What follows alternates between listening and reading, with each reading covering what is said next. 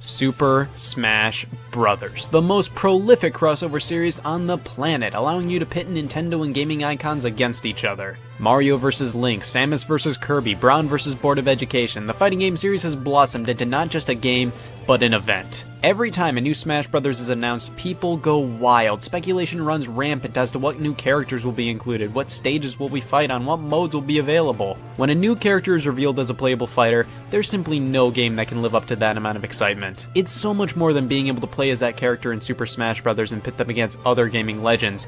It basically solidifies that character's place in gaming history. That's the power of Super Smash Bros. Nowadays, we not only have dozens upon dozens of Nintendo characters and stages, but third-party ones as well. Online play, one of the biggest competitive scenes for any game out there, merchandise, and Street Smash. However, the Super Smash Bros. Series started all the way back in 1999 with a game oddly enough entitled Super Smash Bros., created by Masahiro Sakurai, the creator of everybody's favorite pink tumor-based platformer Kirby. It's immediately pretty obvious if you're a fan of both series that a lot of Kirby's design philosophy went into Smash Bros. Not only do both series have a few similarities in terms of controls and gameplay, but Kirby was always meant to be a game for everybody, easy and simple enough for newcomers to pick up and play, but with enough depth, charm, and fun to keep even the most seasoned of video game players around. Smash Bros. Is the same, but for fighting games. It's a fighting game that anybody can play without having to learn various button combinations or anything like other fighting games at the time. Games like Street Fighter required some specific button inputs to perform key moves, and thus would encourage newcomers to just mindlessly button mash. Smash Bros. Was much simpler to understand. You have two attack buttons, a standard attack and a special attack, and you can combine those with directions on the analog stick for different moves.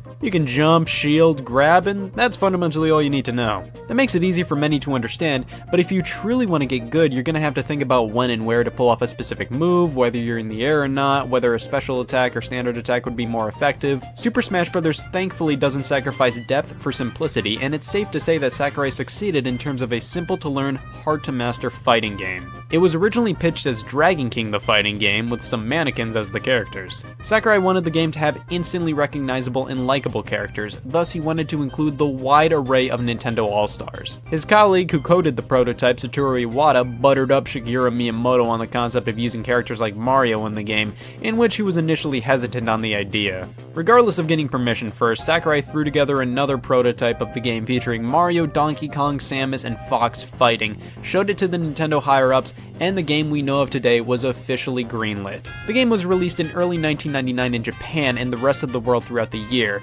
so now let's get into the full game itself. Super Smash Bros. Kicks things off with an intro that tells you everything you need to know. Some kid who's a disembodied hand is playing with his Nintendo dolls, which range from, alright, yeah, a Mario toy, to, how the fuck did you get a Captain Falcon doll? To me, it always felt like a workaround for a grown man to beat the piss out of some yellow rat without the ESRB shaking their fists furiously at the game. This is the only Smash Bros. In which they're dolls, though. Future games feature the characters as trophies instead. We then go into this crazy, minute-long slap in the face to anybody that ever doubted the concept of Smash Bros. I always liked the section of the opening with Mario and Kirby at a standoff, a moment in which every Nintendo fan said, "Oh shit."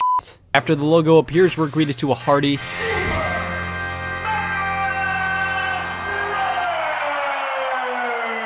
and with that, a legend was born. The gameplay of Smash Bros. Is different from other fighting games, but incredibly easy to comprehend. You and up to 3 other players are on a stage, get knocked off the stage, you lose a stock. The more damage you take, the easier it is to get knocked off. The last fighter standing, or the one with the most knockouts within the time limit, reigns supreme. Elements of the stages can interfere with the fight. Items randomly scatter across the battlefield. If you choose to not turn them off completely, it becomes effing nuts. Before we blast into a match, we're graded to a character selection. 8 fighters playable from the get-go, 4 more pummeling in after playing the single-player modes under certain conditions. Starting roster screams Nintendo, there's no debating that. Everybody has purpose here, and nobody feels like an odd inclusion. But then when we take into consideration the 4 unlockable ones, whoa.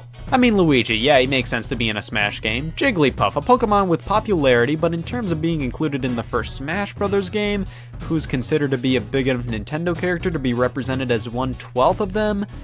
And then we have Captain Falcon and Ness. Who the f Captain Falcon and Ness are much more obscure than the other characters, but hey, they were still a part of series that were considered Nintendo staples. Sure, Captain Falcon was like the least recognizable part of F-Zero at the time, and Ness was from a cult classic RPG, but still, you gotta have the more obscure characters in your fighting game. The unlockables seem to be included due to ease of programming, like Luigi's just a straight up clone of Mario, Jigglypuff repurposed Kirby's model, Captain Falcon seems to be repurposing the original models from the Dragon King prototype, and Ness is a mystery. He didn't seem easier to program compared to the other characters.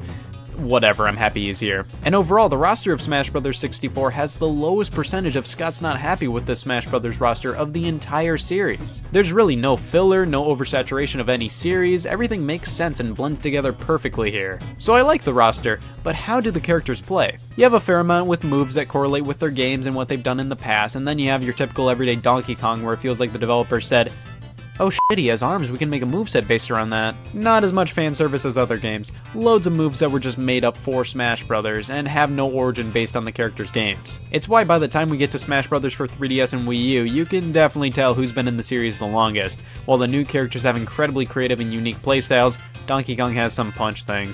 If you go down to the data section and click on characters, we can see quick little bios on everybody, plus see what games they hailed from. I have to say, I always felt like the works section picked some random honkin' games for each character. Like it says Mario is from Super Mario Bros., alright, that makes sense. Super Mario Kart, alright, again a solid inclusion.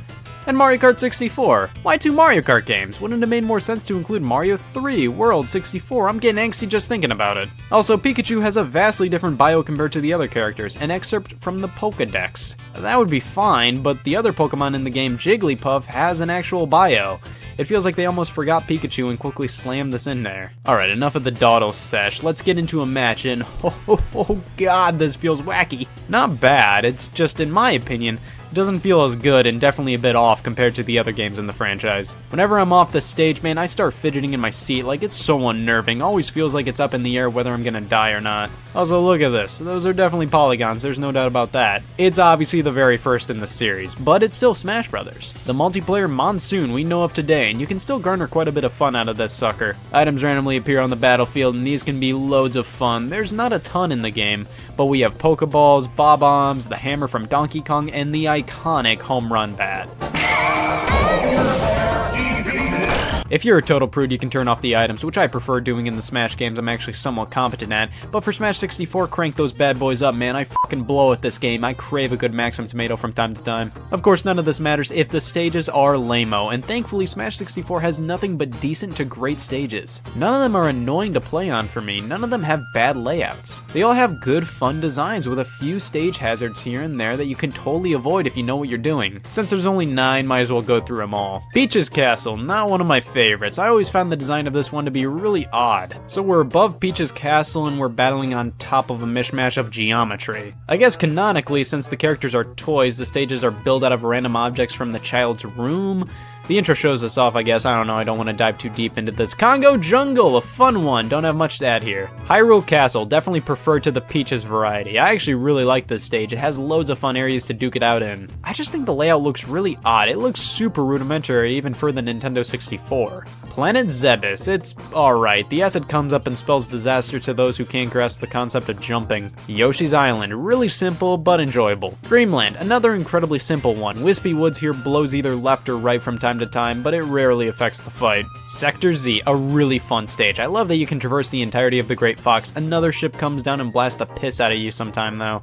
What unfortunate. Saffron City, what a stage. You can easily just fight on the standard platforms if you don't want any stage interferences, or you can hop over to this little doorway and these nightmares rain on the parade. You can also unlock the Mushroom Kingdom stage based off of the original Super Mario Bros. A lot of really solid stages here. Now I've talked as much about the multiplayer of this game as I possibly could have, which you can play alongside computer-controlled opponents if that lifestyle interests you, but what if you want to play Smash Brothers by yourself?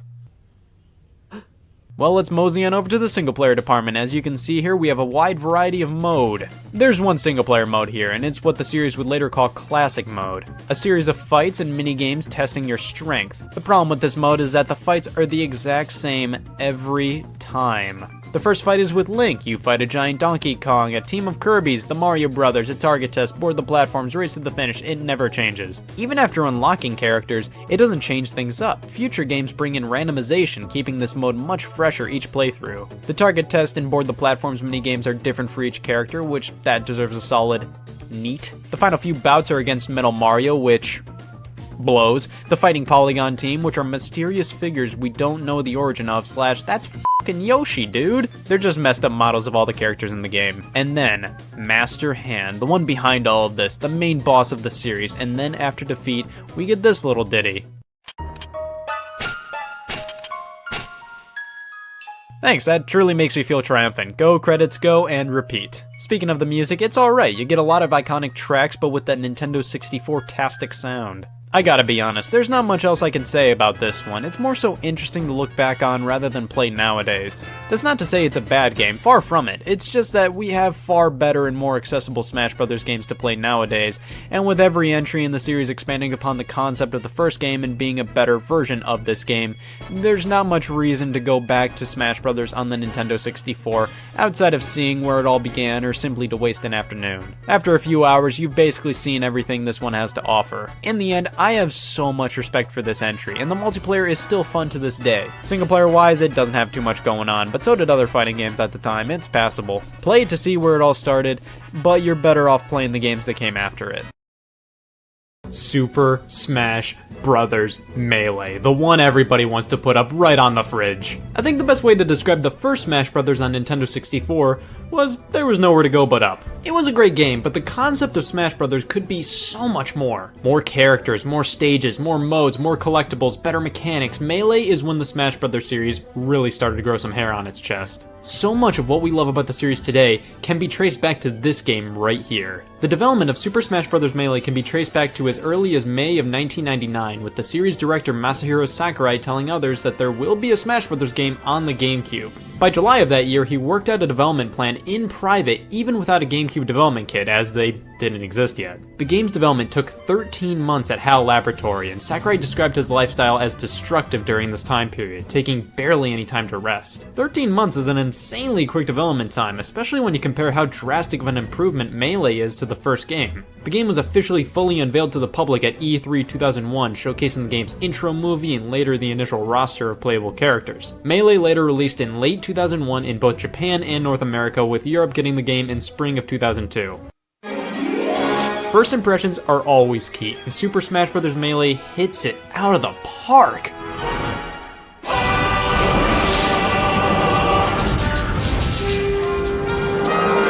It all starts off with an intro that defines what an intro should be. This is something that should accompany every instance of childbirth. It just sets everything up to be an absolute jaw-dropper of an experience, ending things off with a Super Smash Brothers Melee!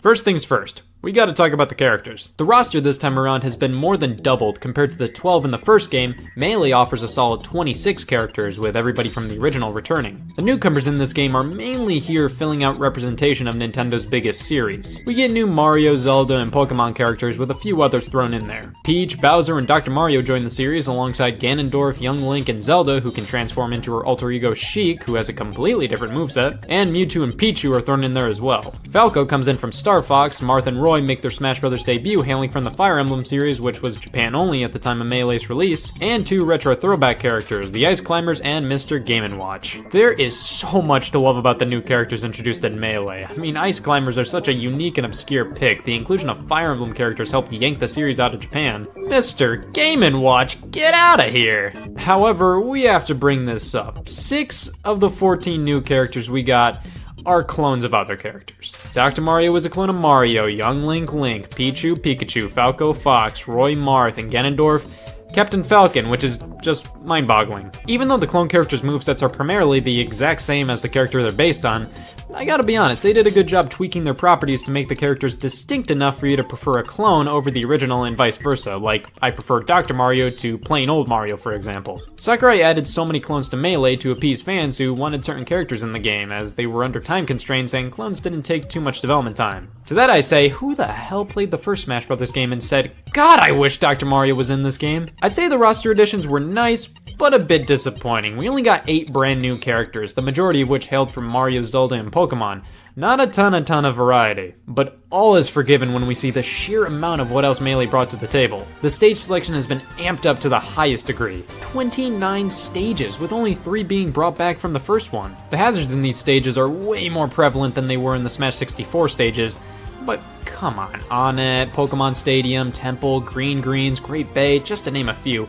Absolute classics. The stage layouts across the board are way crazier now, which can be seen as either a positive or a negative. Some of these can be pretty annoying, but it's still all in great fun. Just like the items, the number of which have increased. The gameplay from Smash 64 has basically been brought over, but cranked up like crazy. Not only do characters all have additional moves to pull off, the most prominent of which being a 4th special attack, the side special, but the speed of the game has been dramatically increased. Everything just feels snappier and more solid than Smash 64. The gameplay definitely reigns supreme, but everything surrounding it has been perfected. Melee feels like it was made to be played for years, with the player discovering and unlocking things after all that time. Have you ever tried to unlock everything in Melee? Like, Jesus, Mewtwo requires a solid 20 hours of versus matches played or 700 separate matches played, and he's not even the last character you unlock. Melee makes unlocking things feel unbelievably rewarding. It's like an event. You find these things, you don't just play through the adventure mode and bada boom, all characters unlocked. No. Melee surprises you with a new challenger approaching, always shredded in a silhouette like, holy shit.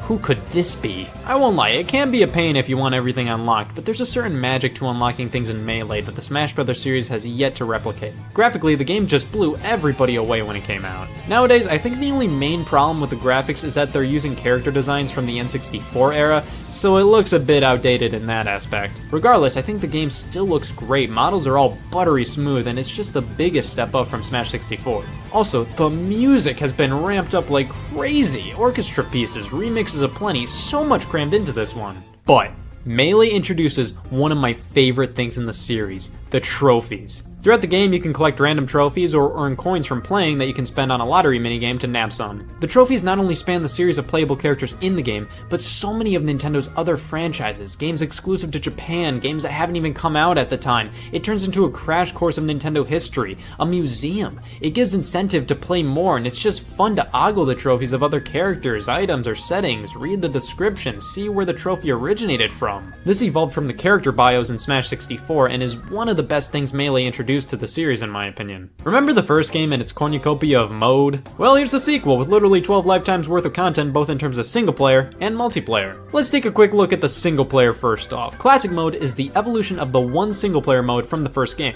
You go through a series of fights with some mini games thrown in there, break the targets, race to the finish, and snag the reason to play Super Smash Bros. The major difference in classic mode now is that it's randomized. You go through a different series of fights each time with different opponents on different stages. It really does wonders to the replayability as it keeps things super fresh each playthrough. Classic mode ends things off with a final battle against Master Hand, plus his wacky Uncle Crazy Hand this time around if he played on normal difficulty or higher with no continues. But hold on there, because we have another mode in the form of adventure mode. Everybody goes on about how awesome this thing is. You traverse the Mushroom Kingdom, explore the dungeons of Zelda, escape Brinstar. It highlights one of the coolest aspects of the Smash Bros. Series, seeing a character from one franchise in the world of another. While I love the concept of adventure mode, I gotta be honest, this thing just ends up feeling like a complete missed opportunity. Like, the first few areas are legitimate worlds to go through, but then we just end up fighting 3 Nesses on the Onett stage and fight a bunch of Kirbys on the Green stage. It just kinda loses its steam as it goes on and just feels like more of classic mode.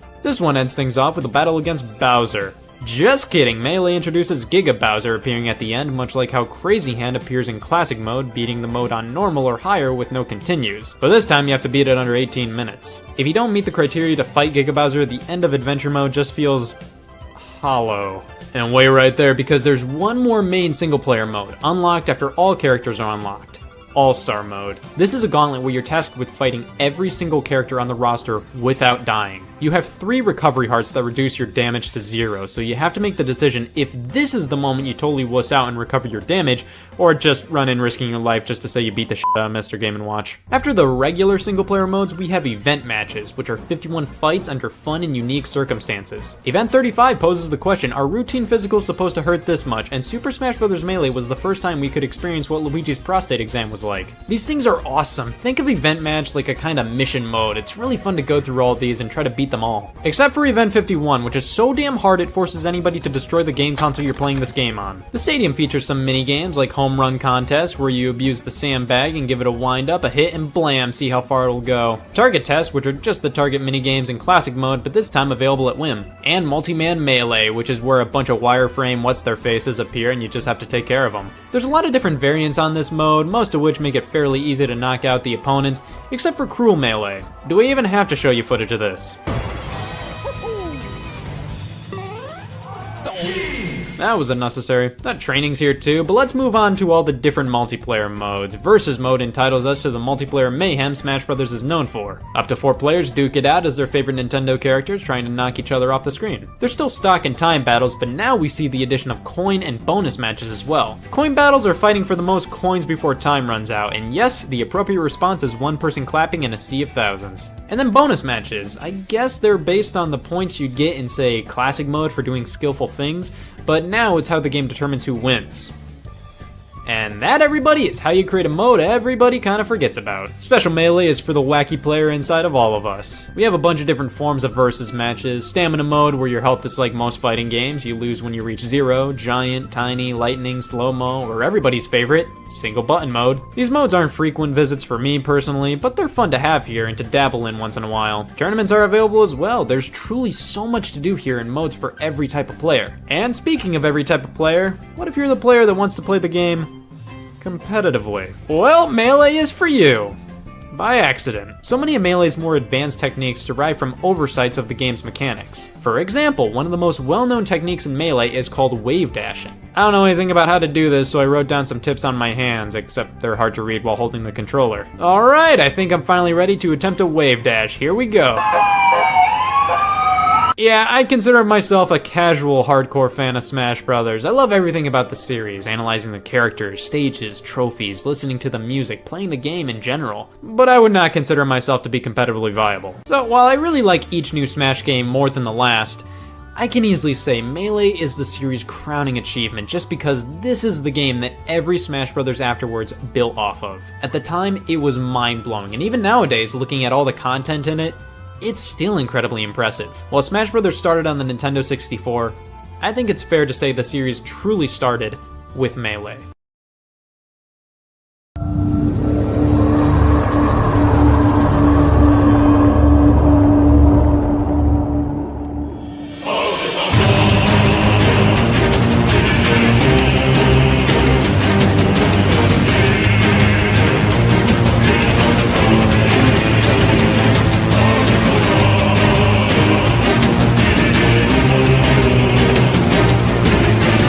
Hey everyone, it's Matt. I'm here with Mark, and we're bringing you the dual video review of Super Smash Bros. Brawl, one of the most anticipated games of the year. Yeah, originally actually we couldn't decide who was going to be reviewing this game because, I mean, let's face it, I'm better at the game. And I'm more experienced. Yeah, these old school controllers. I have a new school. I'm cooler than you are. And he's also fatter. Let's just check out the video review. Like its predecessors, Brawl is a 3D fighter whose goal is simple. You take to a 3D battlefield and you try to smash your opponents off the screen. It's very straightforward, it's very simple, but there's a lot of depth to the package. If we're just going by the numbers, this is a much beefier game all around, going from 12 characters in the original Smash Bros. To 26 in Melee, and now 35 here in Brawl, and not to mention more than 40 stages. Obviously, the huge draw with any fighter is the new characters that are in there. So you've got Pit, Sonic, Meta Knight, guys like Solid Snake, Diddy Kong, Ike, and then the trio of Fox, Falco, and Wolf. Some of these characters are really cool, such as Sonic is great. He's really fast, really interesting. Other characters are kind of like Ike, where he's basically stand-in for Roy in the old game with some new moves. And then you've got things like Fox, Wolf, and Falco, where they're pretty much identical characters, identical smashes, and basically a model swap. Now this is a Wii game, but you don't have to play with the Wii Remote. You can also play with the Wavebird, the GameCube controller, the Classic controller, a Wii Remote, or the Wii Remote and Nunchuck. They've basically created every option on demand for you. Somewhere in there you're going to find your playstyle. You know, another thing I really like about it, though, is the ability to just customize what every button does. So even if I want to use the GameCube controller and change up which buttons do specials, which buttons do smashes, I can do that. So amongst all the different options, there's definitely a way for everyone to control this game. If you played a lot of Melee, what you're immediately going to notice with Brawl is that while there's much more to it, there's a lot more content overall, everything pretty much feels the same. It's using the same formula, the same fight mechanics, and a lot of the same characters and stages you've seen before. That said, there is a lot of depth to this game, and it all starts with the Subspace Emissary, the single-player mode. Yeah, if you want to, there's always the classic mode where you just go stage to stage, but Subspace Emissary is really where it's at. You've got all the presentation value in there with tons of CG cutscenes, and they've added things like the trophy system again, and also stickers, which you actually stick to your guy while you're playing the game, and it upgrades your character as you play through it. It's really more of a story mode mixed with the actual combat that you find in Brawl. With that said, it did take just about 8 hours to get through the entire Subspace Emissary, so it isn't the longest mode, but as an extension to the core gameplay, it's still pretty good. I have to tell you though, man, I really found this to be the weakest point of the game. It just felt repetitive to me and forced, and just not nearly as polished as the multiplayer stuff. Oh, absolutely. As an extra, it's really cool, but definitely don't buy this game for this package. It's not like as deep as an RPG would be. So a very shallow but fun stage editor which lets you upload your created stages to WeConnect 24, and if you're lucky, Nintendo will select those and distribute them to everybody across the network. Yeah, there are also extra modes, including event battles and challenges and things like that. The nice thing about it is everything, including the Subspace Emissary, is all co-op. So if you do want to have a friend come in and play, it's open game. Single player is good and fine, but I think the majority of us are going to be playing Brawl for its multiplayer mode, which is tighter, more balanced, and faster than it ever has been before. There's also a slew of new additions as well. You've got the final Smash Ball, which I'm sure you've seen before, unleashing devastating final attacks. You've got tweaked movesets, which kind of add like a little bit more harmony to all the characters, more balance overall. Then there's things like mid-air dodge, which have been added, as well as a wall climbing and wall grabbing. And they've actually removed wave dashing, which is probably a pretty good thing considering you'd be playing online with a lot of casual players. What it really boils down to is that yes, it does feel like Smash Bros. Before it, but it feels like a great version of it. And plainly, simply, it's addictive. You're going to keep playing this game for months to come, and in fact, years to come. Yeah, I've logged in about 75 hours already, and I'm still going strong with it. Supposing you don't have any local friends, for the first time ever now, you can actually connect online and play against up to 3 people. And the multiplayer mode in our tests has been pretty seamless, especially if you're playing with friends. And random matches, what we found is that we've had some random disconnects, unfortunately. Yeah, that is really disappointing, coupled with the idea that you can't really chat with people online either. There's no voice chat. There are pre-made taunts that you can do only with other friends on your friend list. But as far as random play goes, you're going to connect with people, you're going to play them once, you're never going to see them again. Right, and there's no online leaderboard or stat tracking, which is a big disappointment given that so many Smash players are really, really competitive. Yeah, in the game's defense, though, I am pleasantly surprised that there's so much depth with online. I was really expecting it to be a lag fest and it'd be kind of disappointing in all honesty. And in the end, there's all these options. Anything you can do in local Brawl, you can do in multiplayer online Brawl, which is really nice. Along those same lines, the game really does have a kind of polished and unpolished feel to it, and what we mean by that is that certain aspects are really well done while others seem to be lacking. The inherent issue, of course, is that it's a sequel, and therefore it feels very much like the other games. You can't really get past that, and that's just the way it is. On the other hand, the presentation in the game is pretty much superb. You've got these gorgeous full-motion cutscenes, which, tell the backstory. It's going to be huge nostalgia for Nintendo fans, and they're just spectacular. Meanwhile, you've got an amazingly fluid game. It runs at 60 frames, it runs in 480p widescreen, and you've got this amazing orchestrated music, which is, I think, maybe one of the best soundtracks ever put in a video game. You've also got some weird loading issues too. There's a 20-second front load at the beginning of the game every time you boot, and then also in Subspace Emissary, before and after all these little cutscenes that you get, which are beautiful CG, you also have little pauses in there that really break up the experience. And while there's definite care put into balancing these characters, you can't help but wish that there were a few more of them and that some of them weren't clones or exactly duplicates as how they played in Melee. Right, as soon as they introduce those third-party characters, the natural thing to want is more of them. Right, exactly. Definitely some ups and downs here, but all points considered, Brawl is a spectacular achievement and an amazing, truly amazing multiplayer game. Whether you're playing it offline or online, you're going to be playing it for years to come. We gave it an Editor's Choice Award and a 9.5. Pick it up, we'll see you on the battlefield.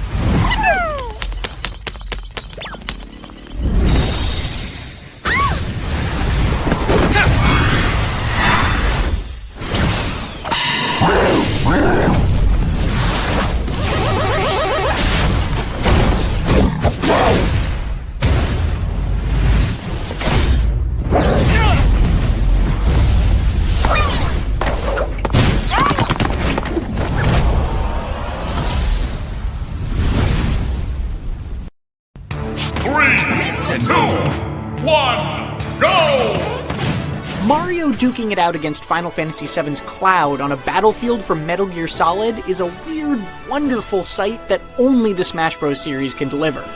And Super Smash Bros. Ultimate is undoubtedly Smash Bros. Done right, and done bigger than ever before, with a staggering 74 fighters, 108 stages, 1,300 spirit characters to collect, and an epic adventure mode that took me over 20 hours to beat.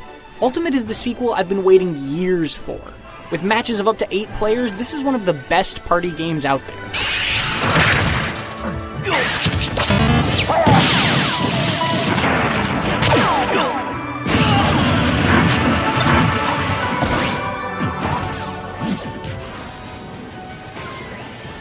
Smash Bros. Has always been a series that successfully has it both ways, allowing highly skilled competitive fights to coexist with chaotic, button-mashing brawls full of items and exciting Final Smash finishers.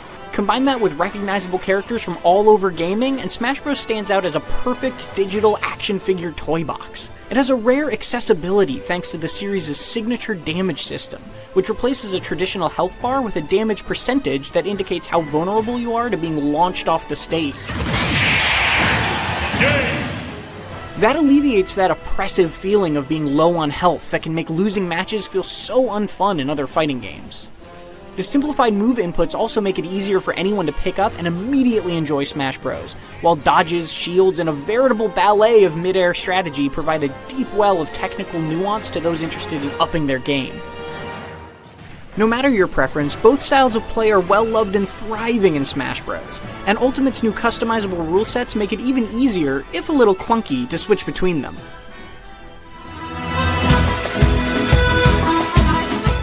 Ultimate earns its name by ambitiously including every single fighter in the almost 20-year history of Smash Bros., along with 11 totally new ones that are creative additions to the roster. The diverse cast of characters from all corners of gaming offers real choice and variety, with a small character like Pikachu feeling wildly different from a heavier one like Bowser. None of the new fighters reinvent the Smash Bros. Wheel, but Simon Belmont and King K. Rool's abilities stand out to me as being full of flavor and extremely fun to fight with. Watching my collection of characters fill up as I unlock them with friends was genuinely exciting, and that does take a while since you only start with 8. In general, Ultimate's fighters feel slightly faster and a lot harder hitting than in previous Smash Bros. Games. There's often less ambiguity about whether or not a hit will turn into a KO, and an optional radar will even show you where you are when you're off screen. If only 2 fighters remain, an epic new freeze frame effect triggers when you land a KO hit, making those big smash attacks even more satisfying. These aren't massive tweaks from the last Smash Bros., but they make Ultimate feel punchier overall. A great new addition is the optional stage morph feature, which transitions you from one level to another mid-fight. It's a fantastic way to see more of Ultimate's immense pool of stages, which feels comprehensive and vast. There are so many, it can actually be hard to find one you're looking for, since there's no way to sort them. It's too bad only 4 of them are brand new, especially when bad stages like Pac-Land make a return. But melee levels like Corneria and Forside have new visuals that look amazing.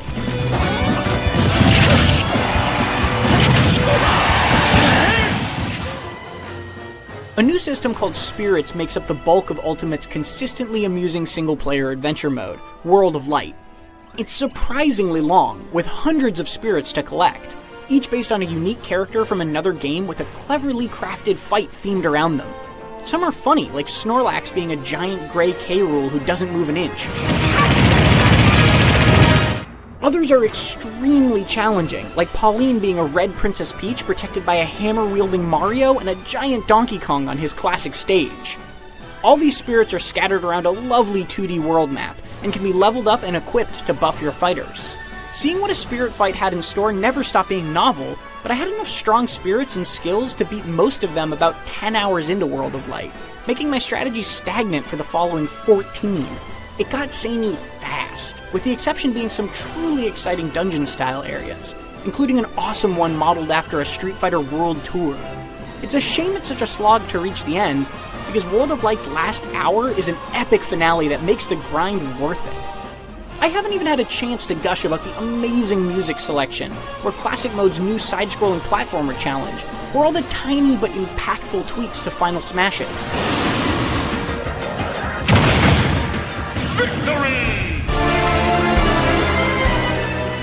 Ultimate is filled to the absolute brim with stuff to play, fight, and unlock. And you can read my full thoughts on all those things and more in our written review over at IGN.com. But the short version is that Super Smash Bros. Ultimate lives up to its name, offering the biggest and most comprehensive game in the series to date. Its overwhelming amount of content might have benefited from separating the wheat from the chaff to be more consistently good, but between the hundreds of spirits I've yet to see and the thousands of multiplayer matches I'm surely going to fight, I'll be playing Super Smash Bros. Ultimate for a long time to come. For more on Super Smash Bros., watch our video of every final Smash in Ultimate, or our list of the top 25 characters from the previous games. And for everything else, keep it right here on IGN.